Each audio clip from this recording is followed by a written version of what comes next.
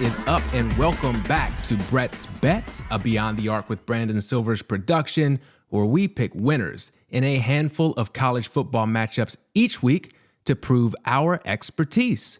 Now, we use gambling spreads in terminology, but we do not condone gambling, particularly if it's not legal where you are, because we're not built for prison. You aren't either. This is for entertainment only. With that being said, it is my honor to welcome my co-host for Brett's Bets, a man who is so good at picking games that we've had to conceal his identity. Bookies, college football experts, everybody is out to get him because he simply knows too much. So I can't tell you his name, but he does have several aliases. That's right. He's known as the Spartanburg Spread Beater, aka the Irmo Earner, aka the Columbia Coverer, aka the Florence Forecaster, aka the Atlanta Assassin with the Stiper sight trained right on your bookie's chest. Originally from Landrum, aka L-Town, but he's not taking any L's this week. I know he's going to be fired up after going an incredible 4-1 last week. Allow me to reintroduce himself. It is the expert.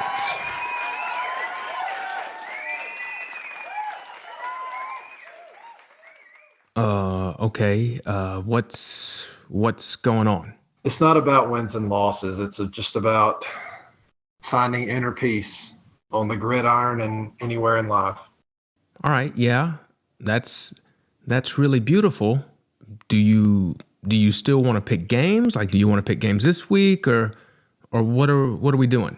Well, we'll discuss some games as friends, but the main thing will be that while I will pick winners, that both teams just have fun.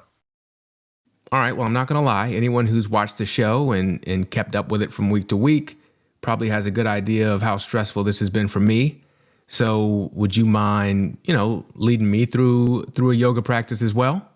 Absolutely. We'll do some yoga poses and then we'll close with some meditation. All right. Perfect. I actually just got a mat, so I'll go get that and get set up, and we'll do whatever it is we're doing. Okay, so I've got my mat. I've got my setup here. We can discuss the games. You can lead us through your practice. First up, we've got number 20 Texas taking on number 11 Oklahoma State in Stillwater on Saturday, 3:30 on ABC. Oklahoma State coming off that tough double overtime loss to TCU. I wonder how much that has to do with Texas being favored by 6. Enlighten us on this one, Mr. Expert. All right, so we'll begin with some standard cat-cow poses, if you want to join me. So we'll start in cow pose, and we'll put our belly toward the mat, and then we'll invert in the cat. It feels good. So back to cow now. We'll turn this into a longhorn cow. Stretch that out, and then horns down. We're going Oklahoma State +6 here. So Oklahoma State has not looked quite as good as many would have expected, but they're still winning. They would be undefeated but for the very difficult, very challenging double overtime loss last week in a game that they led by 2 touchdowns going into the fourth quarter. Texas, they've looked good. There's so much love in this world for Texas. There's so much desire for Texas to be back. But, as if there could ever be too much love in the world, I have to say, I think there is just a little bit too much Texas love here. I think that the 6 points is way too many. I don't think there's enough respect for Oklahoma State here. The quarterback has a hurt shoulder. We pray that he recovers. Spencer Sanders. But regardless, we think Oklahoma State at home, getting 6 is just way too many for this Texas team to be laying. So we're going to take the points. We're going to take Oklahoma State here. That is truly peaceful and beautiful. I don't know if I did the pose right, but my back did crack. And for that, I thank you.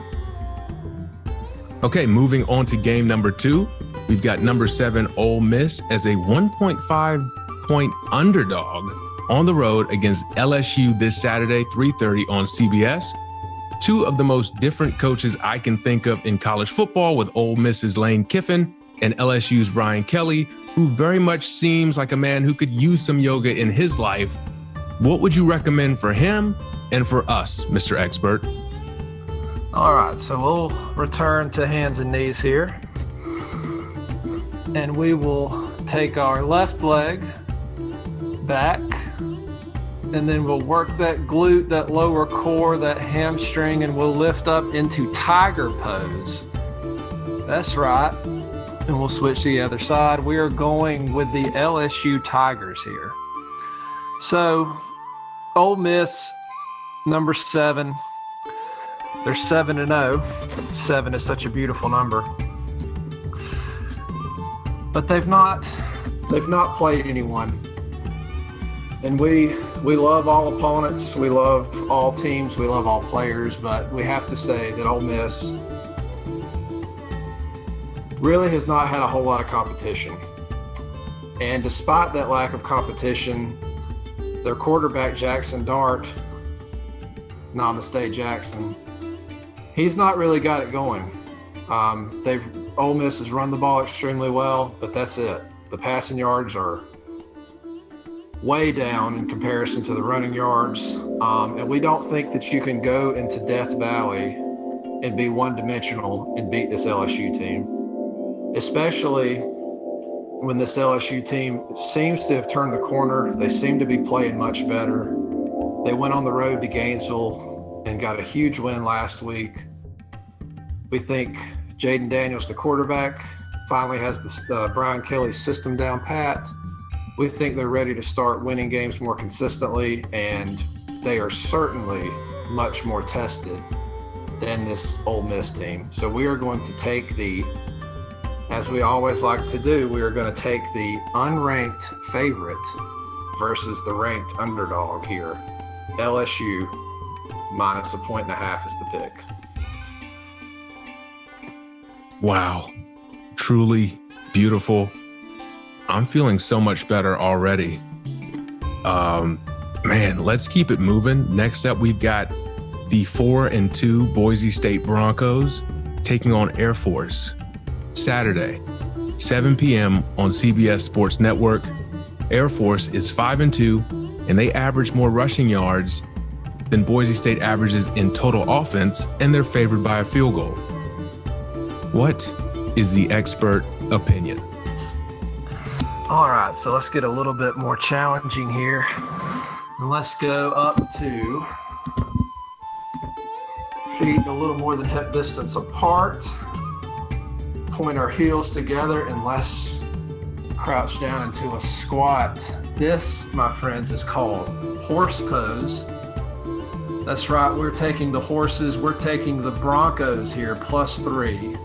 So, join me back down here and let me tell you what Boise State has done. They come into this year expected to be an extremely good football team, and their defense has lived up to the billing. It's one of the best defenses in the country. However, the offense has struggled mightily the first 4 or 5 games of the season. But they made the decision, regretfully, may he go with peace. They fired their offensive coordinator, and their new offensive coordinator is 2 games in, Dirk Cutter, NFL experience, and he has that offense rolling. He's got the freshman quarterback in, the senior quarterback Hank Backmeyer has transferred out, may he go with peace himself. And Boise State, these last 2 games, the offense is rolling. They're running the ball, they look good, and like we said, the defense was already good. So, Air Force, they have looked good this year, but they have been disappointing as a favorite. And you mentioned all the rushing yards, that's because they run the triple option. Well, Boise had a bye week last week. A week off before you play the triple option, you get an extra week to prepare for this unique offense. We think that extra week off will open the third eye for Boise's defense, help them stop this triple option. So we are going to take Boise +3 over Air Force. Incredible. Yes, so that was just quite the pose. I do feel relaxed despite my hip flexors being on fire. Speaking of on fire, we've got a top 25 Big 12 matchup. Number 17, Kansas State, taking on number 8, the TCU Horned Frogs, Saturday, 8 p.m. on FS1. TCU led by star quarterback Max Duggan, who has thrown 16 touchdowns to just a single interception, and they are favored by 3.5 points in this one. Mr. Expert, what are you thinking? All right, friends, I enjoyed these yoga poses with you, but now let's end our session today with some meditation. So please sit or kneel down as I have to, and close your eyes and let your body dissolve into sensations. And as you breathe in, call to mind a team that has shot their load. Not shot it in 1 week, as many of the teams that we've bet against this year have, but have shot it week after week after week. They beat their closest rival, SMU. They play Kansas with game day in town, win that game. They beat Oklahoma, the kings of the Big 12, soon to be the paupers of the SEC. And then last week, in double overtime, they beat Oklahoma State. TCU, they've extinguished their load. There's no other way to look at it. It's gone. In Kansas State, they had a bye week. They're rested. They've shown by going to Oklahoma and winning that they can go into a difficult road environment. So we are going to take the more replenished, the more well-rested, the spiritually full, as we are now, Kansas State Wildcats, +3.5. Wow, that was truly beautiful. And, you know, we've all been there before. So it's time for our very special pick of the week. It is the Zen Master, Phil Jackson. Get it to Scotty. Pick of the week. We have 5-2 Purdue taking on 3-4 Wisconsin Saturday at 3:30 on ESPN. In one of those Big Ten matchups that bring me so much rage. Mr. Expert, this practice has me feeling a little bit calmer, but please take me to a higher plane. Help me extinguish the rage that I have about the Big Ten today. Please take me to the Zenish line.